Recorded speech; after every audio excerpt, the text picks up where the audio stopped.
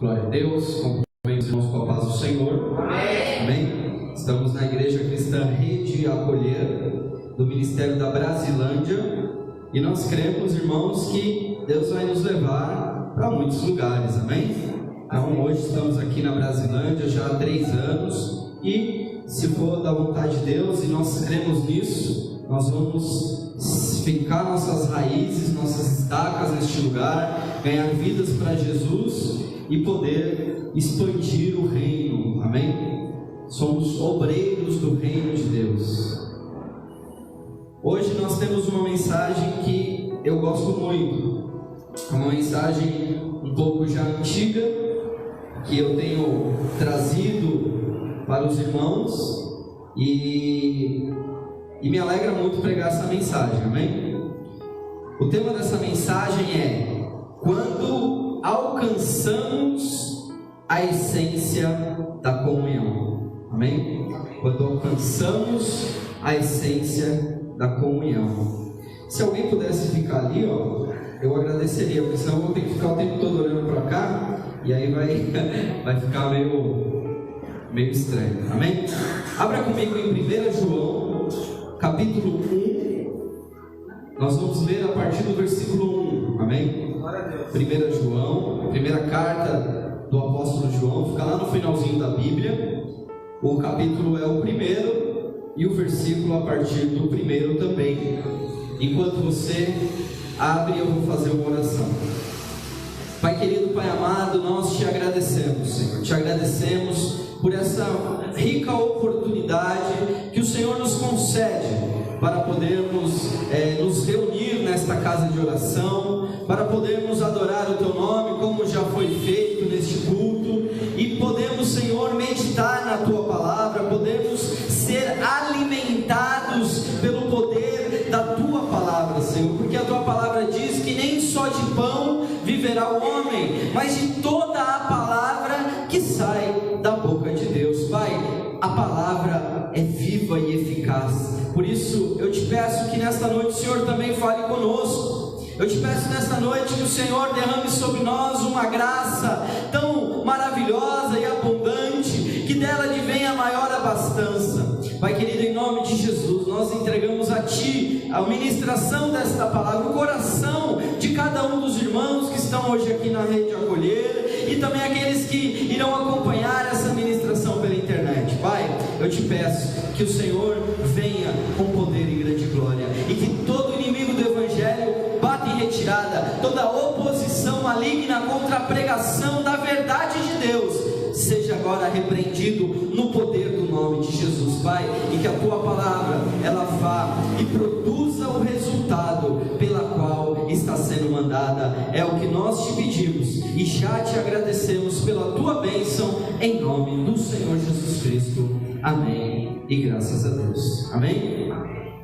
Então, primeira carta de João, no capítulo 1, versículo 1, diz assim: o que era desde o princípio, e o que ouvimos, e o que vimos com os nossos olhos, e o que temos contemplado, e as nossas mãos tocaram da palavra da vida, porque a vida foi manifestada, e nós vimos e testificamos dela, e vos anunciamos a vida eterna, que estava com o Pai, e nos foi manifestada. O que vimos e ouvimos, isso vos anunciamos, para que também tenhais comunhão conosco, e a nossa comunhão é com o Pai e com o seu Filho Jesus Cristo. Essas coisas vos escrevo para que o vosso gozo se cumpra. Versículo 5: e esta é a mensagem que dele ouvimos e vos anunciamos,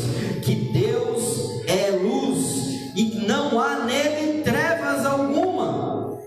E se dissermos que temos comunhão com ele e andarmos em trevas, mentimos e não praticamos a verdade. Versículo 7: mas se andarmos na luz, como ele na luz está, temos comunhão uns com os outros, e o sangue de Jesus Cristo, seu Filho, nos purifica de todo o pecado.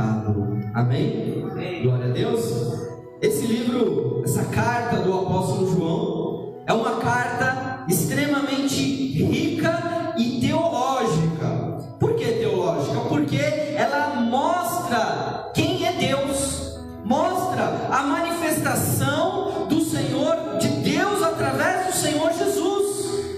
Por exemplo, nesse texto que nós lemos aqui, assim como João escreveu no seu evangelho, lá no capítulo 1, no versículo 1, que ele diz, no princípio era o verbo, e o verbo estava com Deus, e aqui ele fala mais ou menos algo semelhante. Ele também traz aqui uma revelação de Deus. Ele também aqui fala que no princípio, que desde o princípio, os ouvidos ouviram, os olhos viram e as mãos tocaram a palavra da vida. Novamente aqui João, ele personifica a pessoa de Jesus Cristo, colocando ele na condição de o verbo de Deus, que desde o princípio, ele era desde o princípio. Jesus, ele não tem começo e nem fim. Jesus, ele não foi criado por Deus. Jesus é Deus.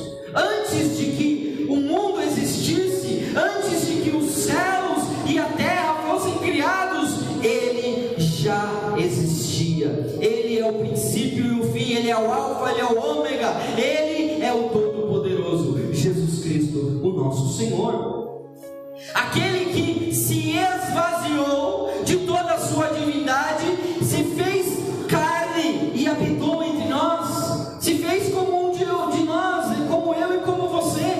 Ele se despiu de toda a sua glória, ele se despiu de toda a sua divindade. Por isso, meu irmão, eu e você podemos ter certeza absoluta que ele nos conhece.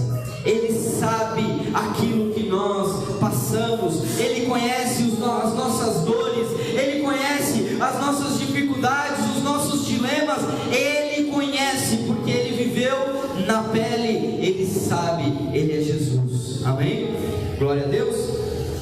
E aqui o apóstolo Paulo, o apóstolo João, me desculpe, ele usa uma palavra extremamente importante, que na igreja pouco é ministrado o ensino bíblico acerca desta palavra. Quando nós falamos de comunhão na igreja, nós já deduzimos algumas características dessa possível comunhão, como por exemplo, quando nós nos reunimos e fazemos aqui uma pizza. Aleluia.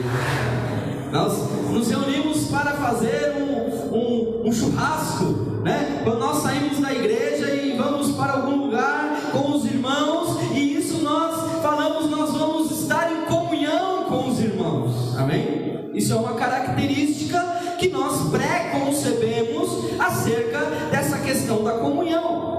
Outra questão que nós também falamos sobre a comunhão é quando nós estamos no período de adoração, quando nós nos ajuntamos para adorar ao Senhor. E esse período de adoração também muitos de nós entendemos como sendo um período de comunhão com Deus. Amém?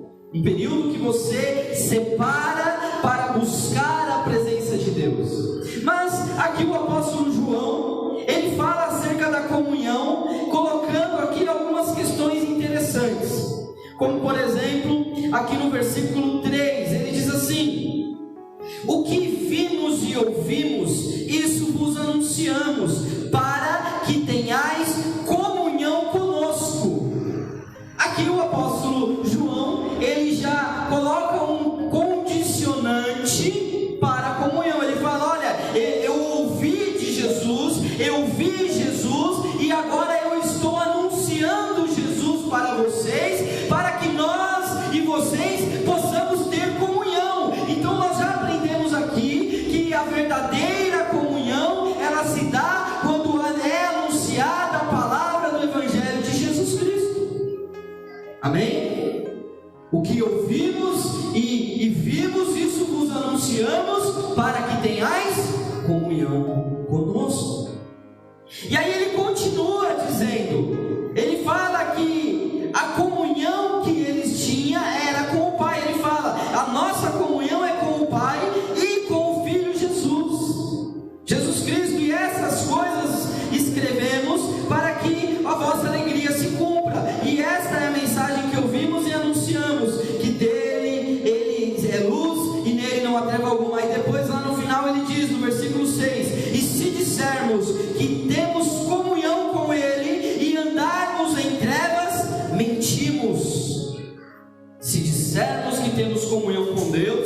e andamos em trevas, aqui o apóstolo João diz: nós estamos mentindo e não praticamos a verdade.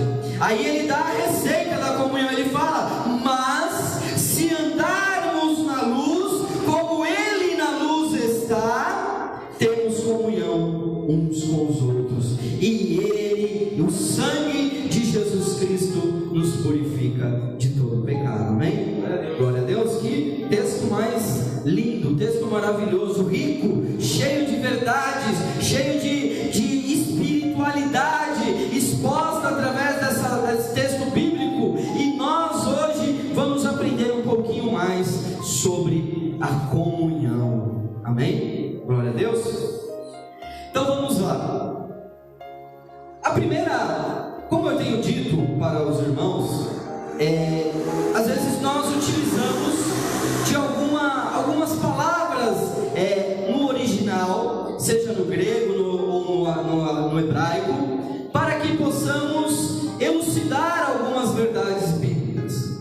Mas, irmãos, se você nunca na sua vida aprender nenhuma vogal grega ou hebraica ou aramaica, nem por isso você vai deixar de ser uma bênção, nem por isso Deus não vai falar com você, nem por isso a palavra vai ser obscura. Não, irmãos, não é isso.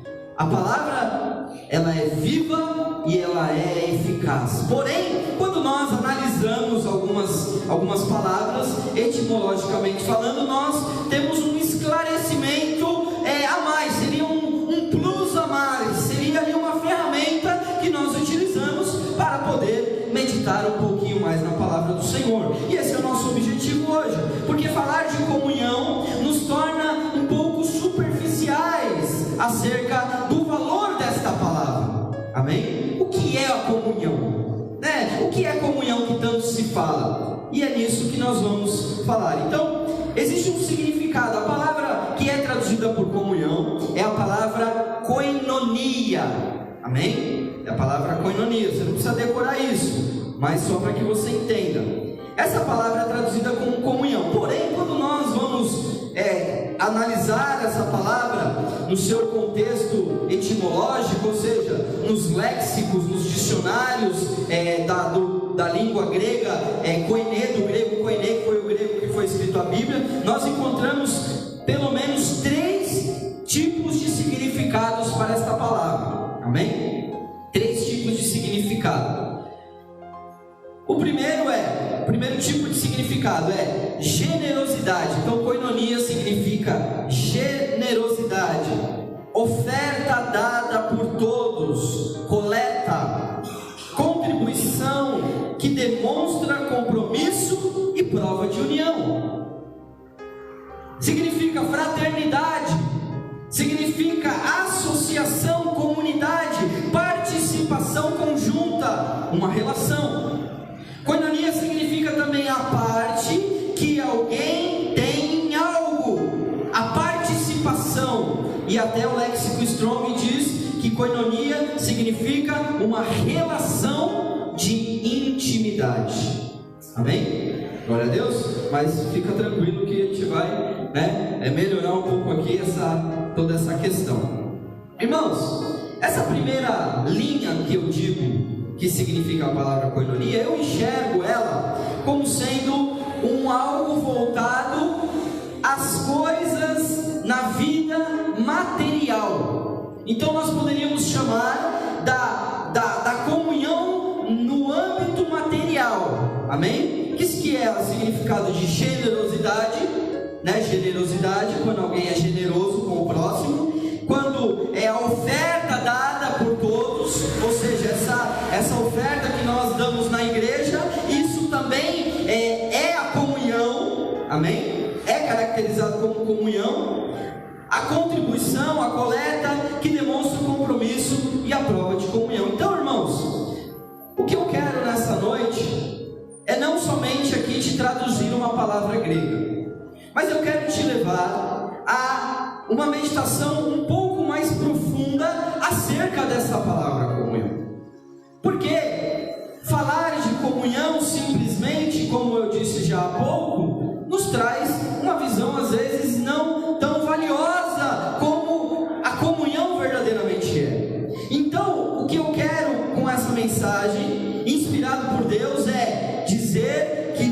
nós podemos alcançar a essência da comunhão. Amém? O tema da mensagem é quando alcançamos a essência da comunhão. Glória a Deus. Então vamos lá, o primeiro ponto é quando alcançamos a essência da comunhão na vida material. Amém? 1 Timóteo capítulo 5, versículo 8.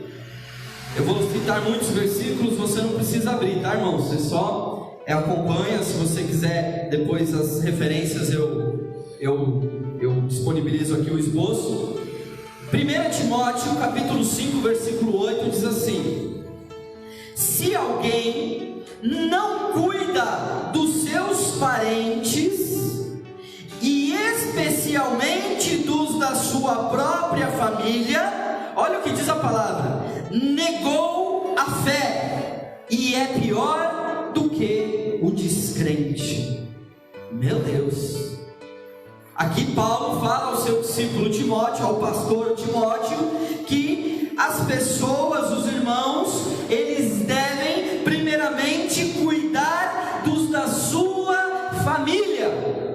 Então falar de essência da comunhão na vida material, nós estamos falando do que, irmãos? De dinheiro. Nós estamos falando desse significado da generosidade. Amém? Então não adianta, meu irmão, olha o que eu vou te falar. Muitos pastores falariam ao contrário disso que eu vou te falar agora. Mas você precisa, antes mesmo de trazer a sua oferta para a igreja, antes mesmo de ser generoso com a igreja, você deve cuidar dos da sua própria família. Porque se você não cuidar dos da sua própria família, a palavra de Deus está nos dizendo que você negou a fé. Se você negou a fé, aqui a Bíblia diz que você é pior do que o descrente. Como que eu, na condição de ministro, na condição de pastor, eu vou dizer para você, como eu posso dizer para você, falar assim, olha, traz primeiro para a igreja, para depois levar para sua casa. Não, irmão, está errado. Alcançar a essência da comunhão na vida material é cuidar primeiramente dos da sua família. Amém? Glória a Deus. O segundo versículo aqui é 1 João capítulo 3, versículo 17, que diz assim: se alguém tiver recursos materiais e vendo o seu irmão em necessidade, não se compadecendo dele, como pode permanecer nele o amor de Deus? Olha o que o apóstolo João diz. Se você tem recursos materiais, não está dizendo aqui para quem não tem, irmãos. Você não vai tirar da boca do teu filho para abençoar o irmão, porque nós já lemos que aquele que precisa, nós precisamos cuidar primeiro da nossa família.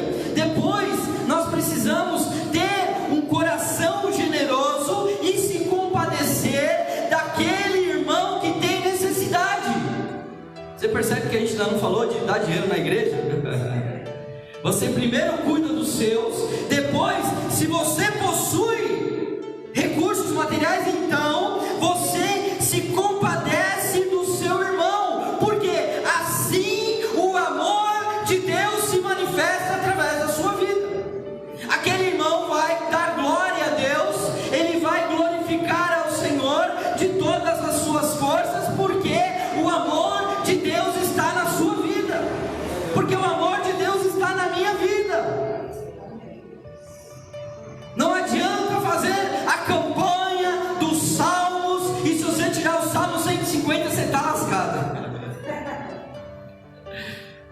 Não, irmãos, cuida dos da sua casa, seja bênção na sua casa. Depois, se compadece pelos seus irmãos, ajuda. Se você tem recursos materiais, ajuda, não endurece o coração não. E aí, por último, é que nós vemos a questão da comunidade da igreja, porque em Atos capítulo 2, versículo 44 e 45, a palavra do Senhor diz assim: todos os que criam mantinham-se unidos e tinham tudo em comum, vendendo suas propriedades e bens, distribuíam a cada um conforme a sua necessidade.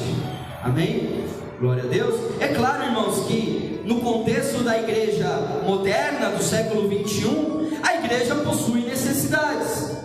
Nós nos reunimos nessa casa de oração, mas no final do mês vem a conta do aluguel para pagar, pois vem a conta da luz, vem a conta, da água, vem a necessidade da manutenção da igreja. A gente precisa ter um ventilador, um instrumento. A igreja tem necessidades, porém, quando aqueles irmãos da igreja primitiva, eles entendiam a questão da comunhão, eles chegavam ao ponto de vender os seus bens para que a igreja pudesse distribuir entre os irmãos, e todos tinham tudo em comum.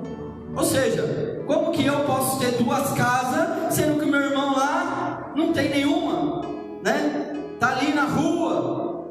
Como que eu posso ter ali, no caso bíblico ali, eu posso ter 2 jumentos, sendo que o meu irmão, ele anda a pé, ele não tem nenhum jumento. Aleluia. Hoje nós poderíamos falar ali do carro, tal. Tem irmãos que chegam nesse nível, e eu já vi, irmãos. Eu já vi pessoas doando terreno para a igreja, e isso é importante, porque isso caracteriza a essência da comunhão na vida material. Isso é a maior prova que você pode dar para você mesmo de que o seu coração não está nas riquezas deste mundo, porque a Bíblia diz que o amor ao dinheiro é a raiz de todo mal. O dinheiro não é mal, irmãos. O problema é o amor ao dinheiro. O problema é quando você, tendo, quer mais e mais e mais e mais, sendo que muitos estão padecendo necessidade. Amém, irmãos? Glória a Deus. Então, alcançar a essência da comunhão na vida material, primeiramente, cuidar da sua casa. Segundo, cuidar, se compadecer do seu próximo, do seu irmão que padece necessidade. E por último, entregar os seus recursos materiais também na igreja, no ministério, porque o ministério vai dar, a igreja vai dar o direcionamento. Então, se tem um irmão necessitado, a igreja vai disponibilizar uma cesta básica. Se tem um irmão que está com um problema de aluguel vencido, a igreja vai lá e vai tentar ajudar para poder acrescentar ali o valor para ele pagar o aluguel. E assim nós vamos andando em comunhão na vida material. Amém? Se você tem um carro, você dá uma carona para o irmão chegar na igreja, Se a pessoa está estou sem dinheiro para ir para a igreja, empresta o seu bilhete único. Fala, vai lá, vai na igreja, eu vou a pé, só para você ir de ônibus. Aleluia. Essência da comunhão na vida material. Amém? O segundo ponto é quando alcançamos a essência da comunhão na vida eclesiástica. Olha o que diz o significado da palavra koinonia. Eu estou embasando esse estudo no significado da palavra koinonia. Amém? Então, primeiro, na vida material, generosidade, oferta, coleta, contribuição. A segunda linha de significado é fraternidade, associação, participação conjunta, relação. Koinonia tem tudo a ver com igreja, irmãos. Comunhão tem a ver com a nossa vida eclesiástica, com a nossa vida ministerial. Por quê? Porque significa fraternidade, significa associação, quando nós estamos juntos, quando nós vamos além do nosso egoísmo, do nosso egocentrismo, quando a gente sai daquele mundinho da nossa família, dos nossos filhos, dos nossos amigos mais próximos, e nós entramos numa igreja, e ali existem pessoas que têm diferentes problemas, diferentes temperamentos, e você aprende a amar aquele que comunga da sua mesma fé. Fraternidade, até os filhos espíritos das trevas, eles se auto-intitulam, né, os satanistas, como irmandade. Nós precisamos ser a comunhão, alcançar a essência da comunhão na vida da igreja. E como alcançar, irmãos? Primeiramente, o que é a igreja? A palavra que é traduzida para igreja é eclesia ou eclésia, que significa reunião de cidadãos chamados para fora. É a assembleia de cristãos reunidos para adorar. É interessante esse significado de koinonia. Quando nós, de eclesia, quando nós lemos que nós somos a igreja e nós somos chamados para fora. Chamados para fora da onde? Não é para dentro da igreja? Não, irmãos, é para fora do mundo de pecados. Nós somos chamados para fora do sistema político, econômico, social. Nós somos chamados para fora de como o príncipe deste mundo rege a sociedade, meu irmão, porque a Bíblia diz que o mundo jaz no maligno. Nós precisamos sair para fora e encontrar os pastos verdejantes, encontrar o reino de Deus, porque Jesus disse: eu sou a porta do curral das ovelhas, aquele que entrar por mim sairá. Olha o que Jesus diz. Não dá às vezes muito para entender essas coisas. Como que entra por mim e sai, e sairá e achará pastagens para a sua alma? Por quê? Porque nós entramos em Cristo e saímos do mundo, irmãos. Nós saímos do mundo de miséria. Isso é a igreja, eclesia. Mas como nós podemos alcançar a essência da comunhão na vida eclesiástica? Irmão, não é comendo pizza depois do culto, não é indo para o Burger King, indo para o McDonald's, né? Vamos lá no shopping. Vamos lá, vou comprar uma meia para você, irmão, e a gente vai estar em comunhão. Não, irmão. Nós alcançamos a essência da comunhão na vida eclesiástica quando os dons do Espírito estão em evidência e em manifestação no corpo de Cristo. Porque o corpo, ele só pode ser o corpo de Cristo quando os dons do Espírito estão em atuação. Amém, irmãos? Glória a Deus.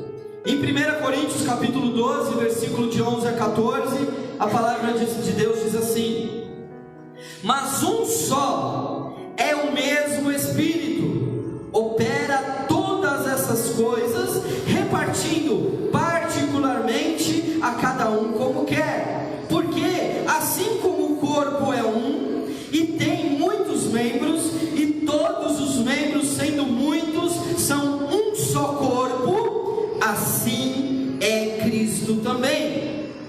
Pois todos nós fomos batizados em um Espírito, formando um corpo, quer judeus, quer gregos, quer servos, quer livres, e todos temos bebido de um Espírito, porque também o corpo não é um só, mas muitos. Amém? Glória a Deus. Os dons do Espírito, irmãos, eles são entregues para a igreja, para que ela seja unida. Por quê, irmãos? Porque os dons do Espírito não é destinado a uma categoria de crente. Para eu receber o dom da profecia, eu preciso ser um profeta. Não, irmãos. Para eu receber o dom da palavra, de conhecimento, da palavra, não, tem que ser um pastor. Não, irmãos. Os dons do Espírito, eles foram dados para a formação do corpo, para que o corpo fosse emergido, batizado em um único Espírito, o Espírito Santo de Deus. Então, irmão, você e eu precisamos conhecer aquilo que Deus preparou para a sua igreja, para que possamos ter comunhão, porque os dons do Espírito, eles foram entregues para nós possamos servir uns aos outros. Talvez se eu tiver o dom de cura, talvez eu não me cure a mim mesmo, mas outras pessoas que virem para que eu ore, talvez a unção de cura venha e aquela pessoa seja curada da sua enfermidade, mas eu mesmo que sou o ministro da cura, eu não curo a mim mesmo. Por que isso acontece? Para podermos depender uns dos outros. Uma vez eu li num livro, achei muito interessante, um pastor, a irmã chegou para o pastor e disse: pastor, o senhor pode orar pela minha cura? Ele disse: não. Ele disse: não. Aí a irmã fez a mesma cara que a Bianca fez agora, arregalou o olho. Ele falou assim: você vai até a minha esposa, que ela vai orar por você. Por quê? Porque Deus usa ela na cura e eu não. Eu posso orar pela irmã, como qualquer crente vai orar. Pela fé a irmã pode sim ser curada, mas a minha esposa, quando ela ora pelos enfermos, eles são curados. Sabe o que isso significa? Humildade. Isso significa que não é porque eu sou o pastor que eu sou super poderoso, o crente, né, homem de ferro, que tenho todos os 9 dons do Espírito. Não, irmãos.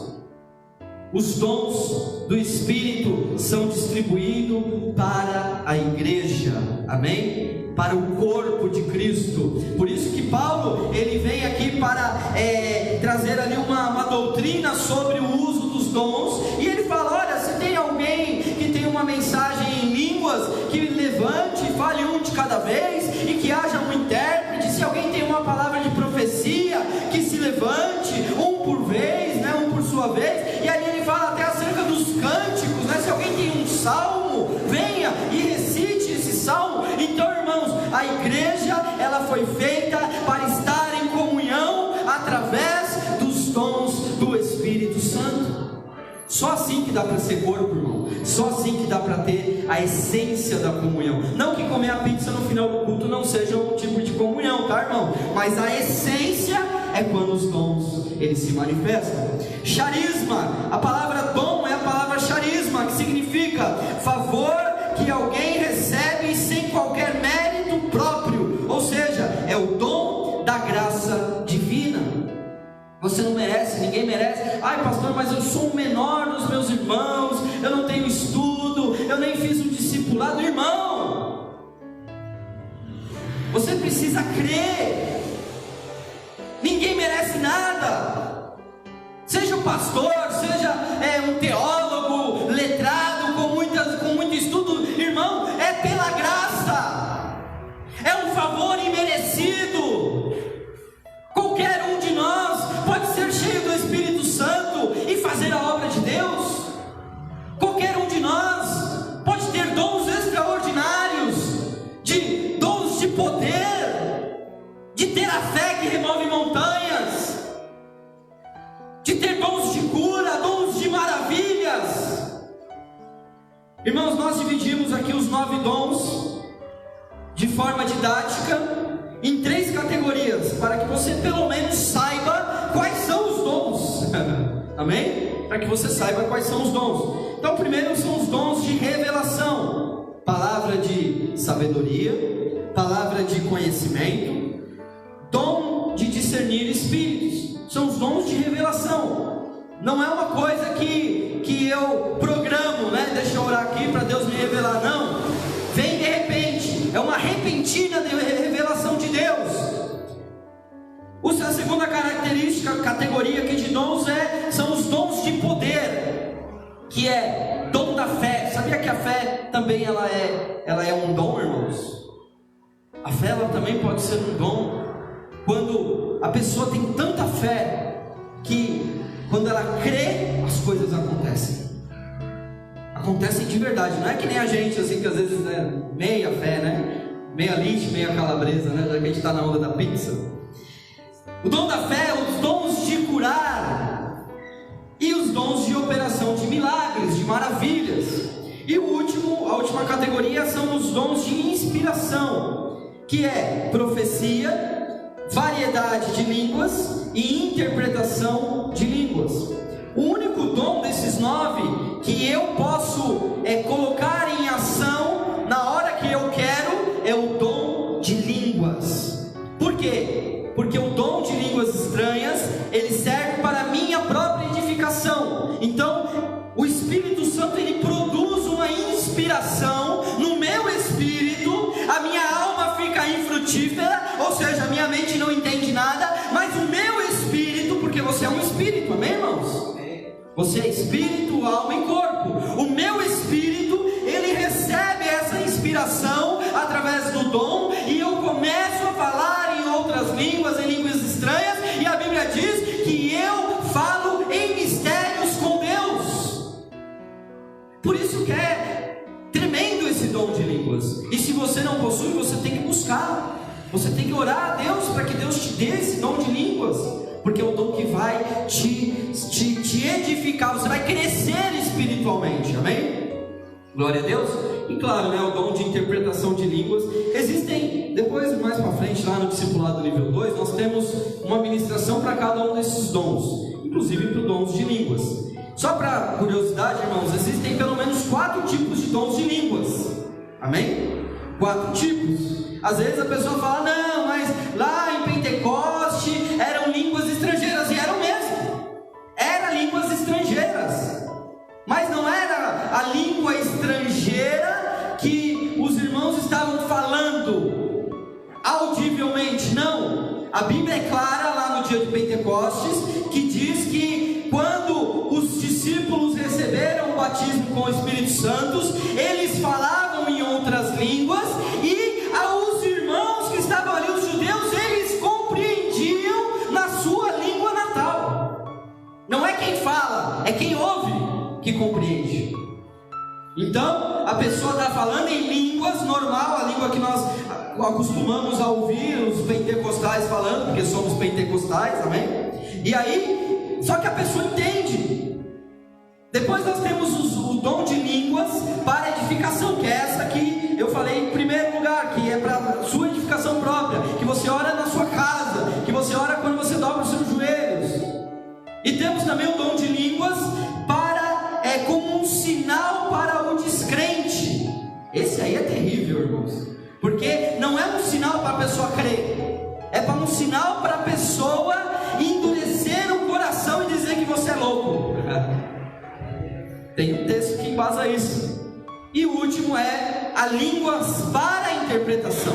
Existe uma língua específica que é ministrada pelo Espírito Santo. A inspiração é inspirada para a interpretação. Amém, irmãos? Então o negócio é um pouquinho mais profundo, que a gente às vezes quer deixar superficial a coisa.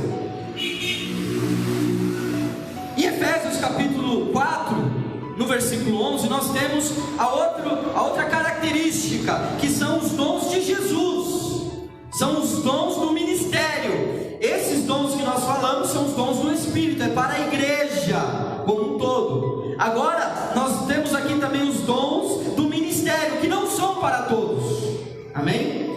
O Senhor Jesus, Ele ministra esses dons para determinadas pessoas, e aí diz assim, Efésios 4:11, e Ele designou alguns para apóstolos, outros para profetas, outros para evangelistas, e outros para pastores e mestres, com o fim de preparar os santos para a obra do ministério, para que o corpo de Cristo, ou seja, a igreja, seja edificado, até que todos, não é alguns, são todos, até que todos alcancemos a unidade da fé e do conhecimento do Filho de Deus, e cheguemos à maturidade, atingindo a medida da plenitude de Cristo. Então os dons do ministério é para que a igreja seja edificada e alcance a essência da comunhão na fé. Amém? Glória a Deus. Deus preparou tudo para a igreja, irmãos. Está tudo pronto. Ele deu os dons para todos, para todo o corpo, para que o corpo seja unido num só espírito, num só batismo. E Ele também separou os dons do ministério para que alguns numa categoria diferenciada, não de mais importância não, irmãos, porque eu que sou pastor e estou aqui ministrando, eu não vou ter uma recompensa maior do que você que vem limpar a igreja no meio da semana, porque Deus, Ele não recompensa a quantidade que nós humanos damos de importância para determinadas coisas. Deus recompensa a minha e a sua fidelidade naquilo que fazemos para o reino. Se você foi chamado para ser um levita, e você toca, e você se prepara, você ensaia, chega mais cedo, ora, treina as notas, caleja os dedos, compra equipamento, faça isso com excelência, porque Deus vai te recompensar na medida da sua fidelidade. Amém?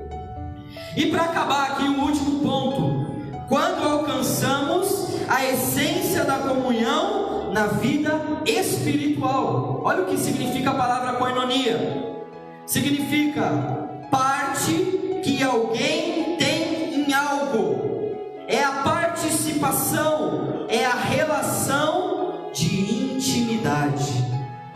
Quando eu preparei essa mensagem, eu falei: tá, Deus, vida material, né? Alcançamos a essência na vida material, ficou legal. Nós alcançamos a essência na vida eclesiástica, ministerial, ficou bacana, os dons do ministério, os dons do Espírito. E na vida espiritual, como nós alcançamos a essência da comunhão na vida espiritual?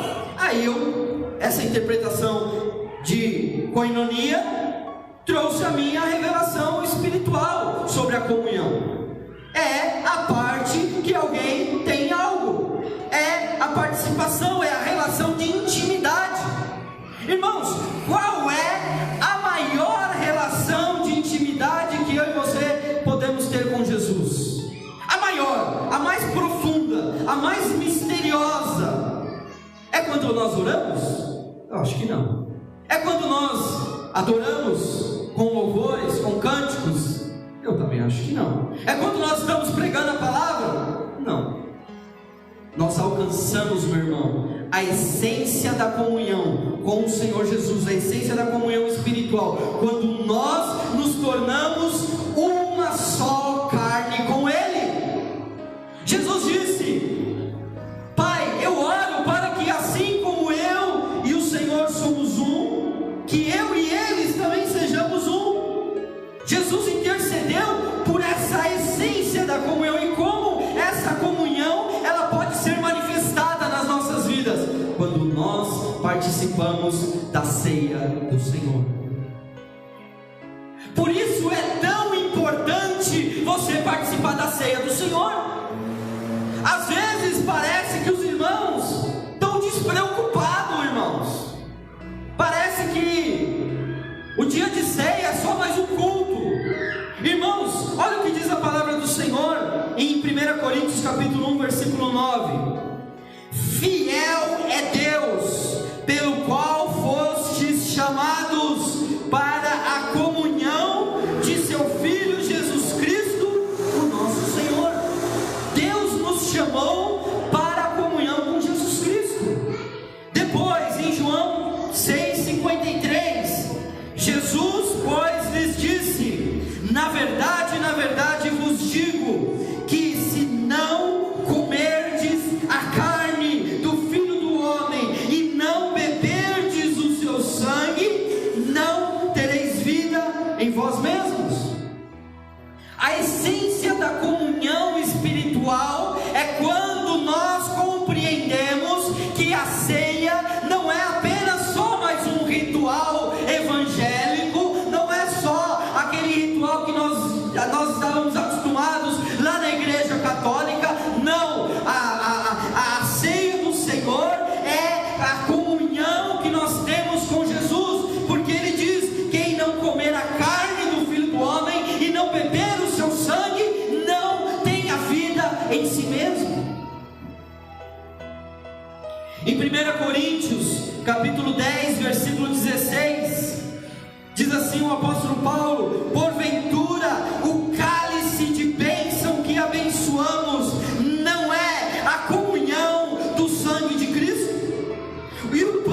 partimos não é porventura a comunhão do corpo de Cristo? Não dá para ser mais específico que isso, né, irmãos? Não sou eu que estou dizendo, é a Bíblia. O cálice que abençoamos é o cálice da ceia. Ele está falando do cálice da ceia. O cálice que abençoamos não é porventura a comunhão do sangue de Cristo. E o pão que abençoamos não é porventura a comunhão do seu corpo, do corpo de Cristo.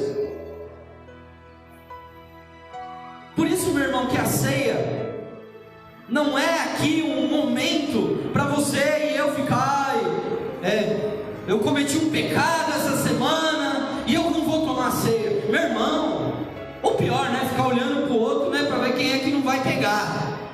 Misericórdia, irmão.